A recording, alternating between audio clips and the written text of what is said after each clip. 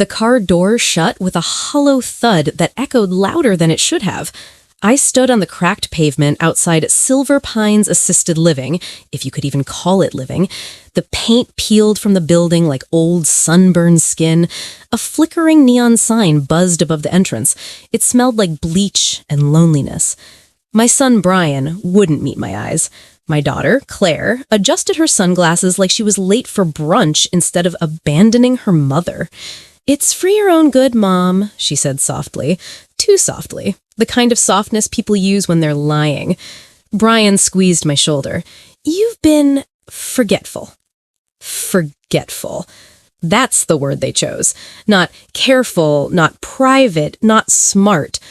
Forgetful. I watched them climb back into the Lexus I helped pay for, watched the doors shut, watched the engine start, watched my children drive away from the lakefront home I built with their father, the house they were already planning to sell. And they didn't look back. Not once. They thought I didn't notice the real estate agent's card in Brian's pocket last week. They thought I didn't see the paperwork Claire accidentally left open on her laptop, the property valuation, the projected profit. They thought I was becoming senile. What they forgot, I was the one who taught them how to hide money. I was the one who showed Brian how to move assets quietly during his divorce. I was the one who set up Claire's offshore consulting account when she didn't want her ex-husband sniffing around. They learned from me, and they underestimated their teacher. As the Lexus disappeared down the road, I reached into my handbag. My fingers brushed past the framed photo of their father, past my reading glasses, and wrapped around the small, prepaid burner phone I'd hidden weeks ago, because I saw this coming. I turned it on. One password, one secure vault, one contingency plan they never knew existed. My children think they dropped off a confused old woman at the cheapest nursing home in the county. What they really did was give me the perfect alibi. The screen glowed in my hand, and for the first time since they started whispering about what's best for Mom, I smiled. If you're already feeling the tension building and want to see just how far a mother is willing to go when betrayal cuts this deep, make sure you stay with me, because what happened next, they never saw it coming. The first night at Silver Pines, I didn't sleep. I listened. Old buildings talk. Pipes groan. Floorboards creak. Nurses whisper about patients like we're already ghosts. But I wasn't fading. I was calculating. The password unlocked a secure digital vault tied to a private trust, one I established 10 years ago after my husband passed. A trust that quietly moved the lakefront property out of my personal name. The deed they were so eager to sell, technically no longer mine. Or theirs. I made one call. "Margaret Hayes speaking," I said calmly when the line connected. On the other end, my attorney didn't sound surprised. "Are we initiating phase 3? "Yes," I replied. "They've made their move." You see, 2 years ago, when Claire first joked about downsizing me, I knew. When Brian asked about power of attorney, just in case, I knew. So I prepared. The lakefront house had already been transferred into the Hayes Educational Foundation, a nonprofit created in my late husband's name, a foundation that would fund scholarships for single mothers starting over. There was one clause. If either of my children attempted to claim, sell, or coerce transfer of my residence under claims of mental incompetence, it would automatically trigger a full forensic audit of every financial favor I'd ever done for them. Every hidden account, every shell transfer, every quiet tax maneuver I set up to protect them. All documented, all signed, all legal. But traceable. By the third day, I received the call.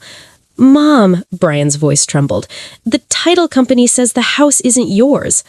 "Oh," I said sweetly, "that's strange." Claire grabbed the phone. "What did you do?" I leaned back in my stiff nursing home chair, staring out at the parking lot where families visited people they actually loved. I secured my legacy. Silence. Then panic. "You set us up," Brian snapped. "No," I corrected gently. "I protected myself." They had already listed the property, already accepted an offer, already spent the projected profit in their minds. But the foundation owned it, and the board controlled entirely by me, along with one investigative accountant who had just begun reviewing some very creative financial activity tied to my children. "You wouldn't turn us in," Claire whispered. I let the pause stretch. Wouldn't I? That's when they realized something chilling. The senile mother they tried to warehouse in a discount facility had orchestrated a financial trap years in the making, and now they were standing in it. 2 weeks later, the Lexus returned. This time, they both looked smaller. The confidence was gone. The entitlement cracked. Brian carried flowers. Claire didn't wear sunglasses. They found me in the courtyard, playing chess with Mr. Donnelly, who, unlike my children, actually respected me. "Mom," Claire began carefully, "we made a mistake." I studied the board before moving my bishop. Check.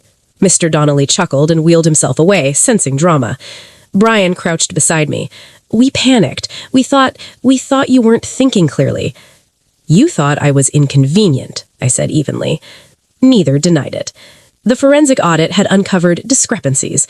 Nothing catastrophic yet, but enough that federal letters had started arriving. They were scared. Not of losing money, of losing control. "I don't want revenge," I said finally. "I want accountability." I handed Brian a folder. Inside were 2 options. Option 1, contest the foundation legally, risk the audit expanding publicly, risk charges. Option 2, publicly support the Hayes Educational Foundation, volunteer, contribute legally declared funds, repair their financial records under supervision. "And the house?" Claire asked quietly. "It will become transitional housing for single mothers by next spring." Their childhood home. Gone, but transformed. Tears welled in Claire's eyes. Real ones this time. "You planned all this?" "No," I said softly. "I hoped I'd never need it." They sat there, my grown children, finally seeing me not as an obstacle, but as a woman who survived, calculated, and refused to be erased. "I'm not senile," I said. "I'm strategic." The federal investigation paused once they chose cooperation. The foundation flourished, scholarships were awarded in my husband's name, and Silver Pines? I didn't stay long, because the cheapest nursing home they could find turned out to be my greatest advantage. In the end, I didn't destroy my children. I educated them. But here's the question I want to leave you with. If someone you loved tried to quietly erase you for profit, would you choose revenge, forgiveness, or something smarter in between? Tell me, what would you have done?